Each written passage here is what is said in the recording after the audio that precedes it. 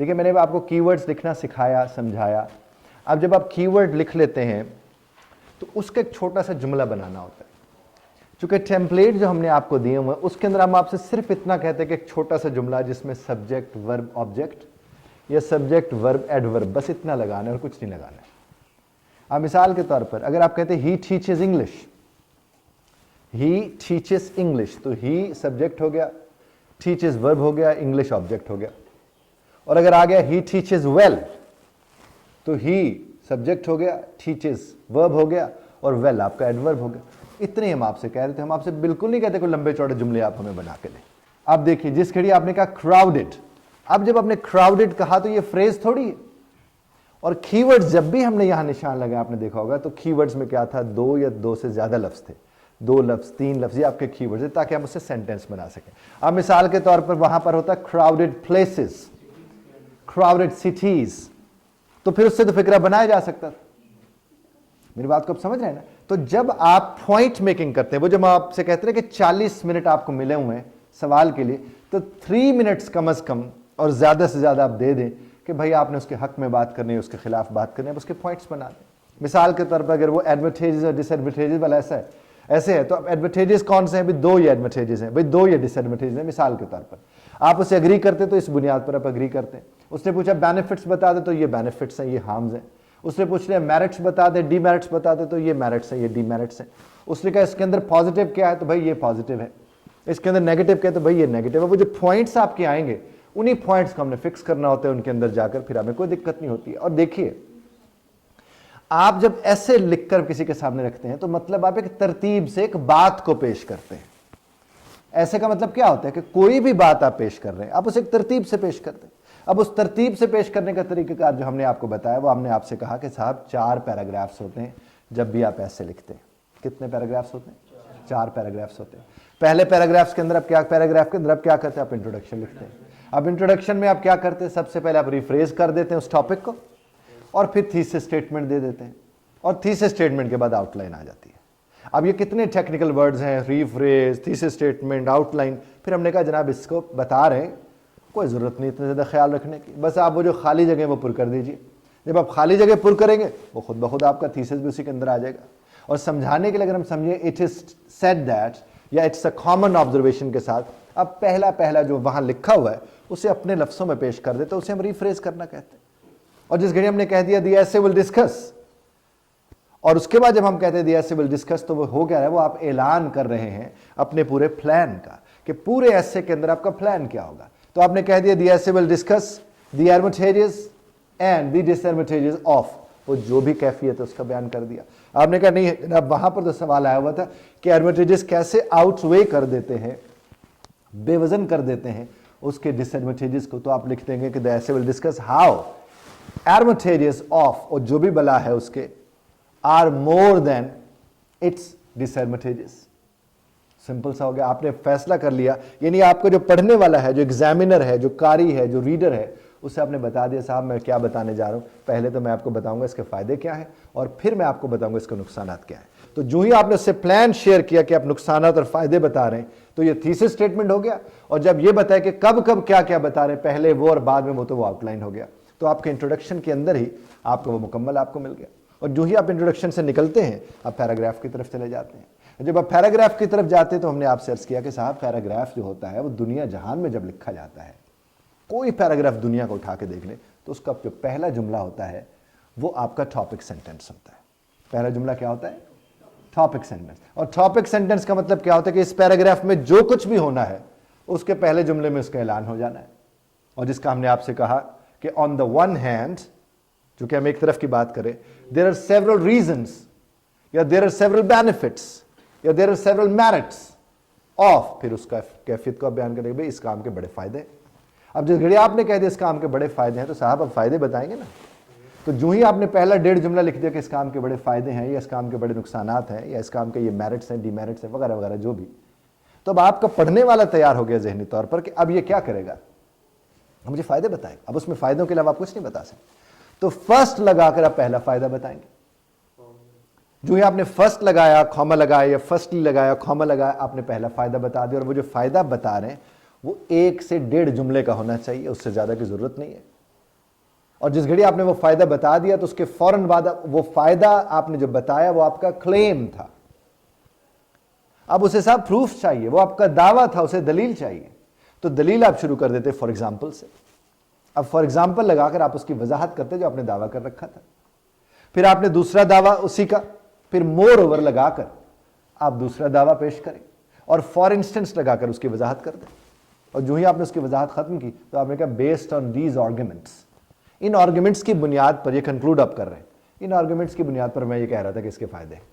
तो एक कहानी हमारी खत्म हो गई। जो ही हम दूसरी तरफ गए तो हमने कह दिया ऑन दी अदर हैंड। अब जो ही हमने ऑन दी अदर हैंड कहा तो पिछले वाले के साथ उसका कनेक्शन हो गया कि वो ऑन दी वन हैंड था, यानी एक तरफ की बात वो थी, यानी फायदों वाली बात वो थी और नुकसानत वाली बात हम आपसे अब करने जा रहे हैं। तो ऑन दी अदर हैंड लगाकर फिर वो देयर आर सेवरल, वहां पर सेवरल लिखा था तो यहां मैनी लगा दो, वहां पर डिफरेंट लिखा था तो यहां वेरियस लगा दो, ताकि आपका जो है वो रिपीट ना हो।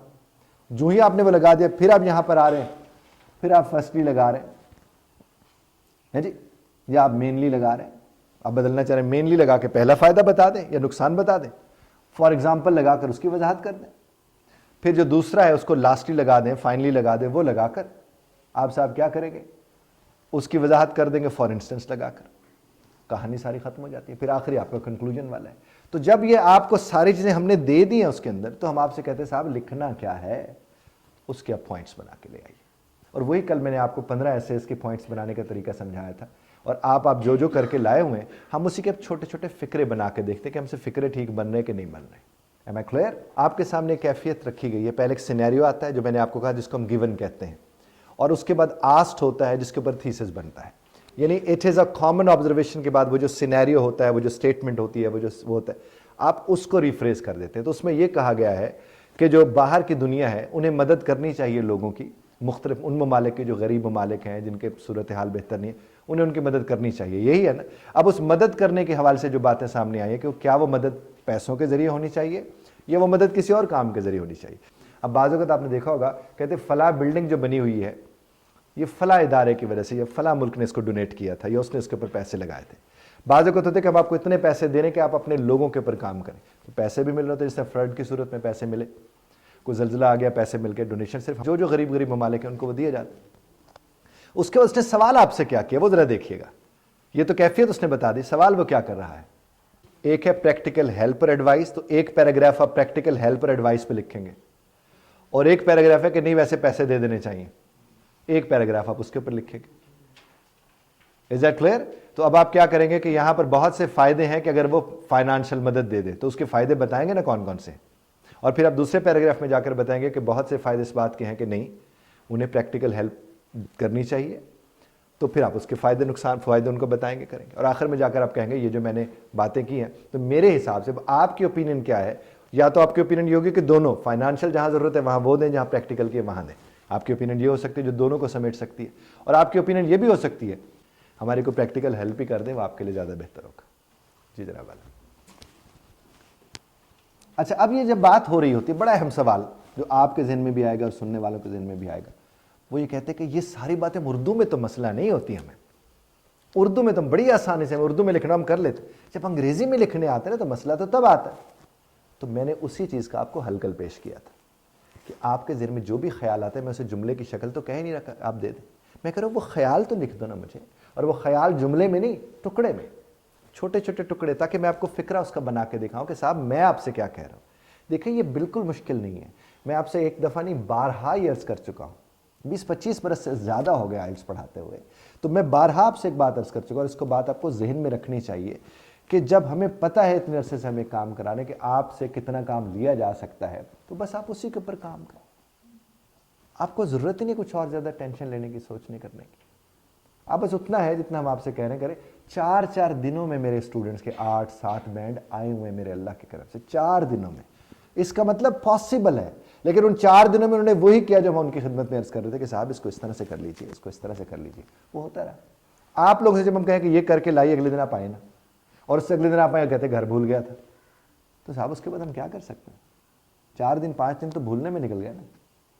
तो आप अगर रोज़ाना की बुनियाद पर जो आपकी खिदमत में गुजारिश करते हैं वो आप करके ले आए, सवाल ही पैदा नहीं तो आपको किसी किस्म की कोई दिक्कत हो है जी। और फिर एक और अहम सवाल कुछ लोग करते हैं 16 साल में हमें अंग्रेजी नहीं आई, 15 साल में नहीं है, 12 साल में नहीं आई, तो ये 1 महीने में कैसे आ जाएगी? तो हम आपसे ये कहते हैं कि भाई उन 16 सालों में आप अंग्रेजी थोड़ी पढ़ रहे थे, आप तो अंग्रेजी के मुतालिक पढ़ रहे थे, यह हम आपको अंग्रेजी पढ़ाते हैं, तो सूरत हाल मुख्तलिफ हो जाती। सब चीज़ छोड़ दीजिए, इसको ज़िंदगी के साथ जोड़ के देखिए। मुझे आप लोग, आप यहाँ बैठे हुए हैं, आज हमारे अपने मिलने मिलाने वाले ख़ानदान में कोई मसाइल प्रॉब्लम्स हो तो बाहर बैठे हुए क्या कहते उसको मैं तुम्हें पैसे भेज रहा हूँ, उसको फ्रिज लेके दे दो, उसको पैसे दे दोगे तो वो खा जाएगा और बच्चे फिर गर्म पानी पी रहे होंगे। कहते क्या ये मिसाल नहीं है? क्या हमें पता नहीं है इस चीज़ का? बहुत आमतौर पर ये देखा जाता है, अगर कोई भाई बहन बाहर बैठा है और उसे पता है उसका बहन भाई यहाँ ज़रूरतमंद है या उसके रिश्तेदारों में किसी को ज़रूरत है, वहाँ से वो पैसे वैसे भेजते करते हैं। और जिन घरों में सिर्फ पैसे भेजे जा रहे होते हैं, जब वो वापस लौटते हैं तो कुछ नहीं होता। और जिन्हें कोई घर लेके दे देता है, कोई मोटरसाइकिल लेके देता है, कुछ तो माशाल्लाह ऐसे थे कि मोटरसाइकिल नवी ला के दे दे तो अगले दिन बेच के दे फिर खा जाने, ये भी देखने को मिलता है। तो इसलिए हमें इन चीज़ों को देखना करना है। डेवलपमेंट, इंफ्रास्ट्रक्चर की डेवलपमेंट होगी। अब जो इंफ्रास्ट्रक्चर की डेवलपमेंट है, आप कहते हैं इसको प्रमोट करना चाहिए।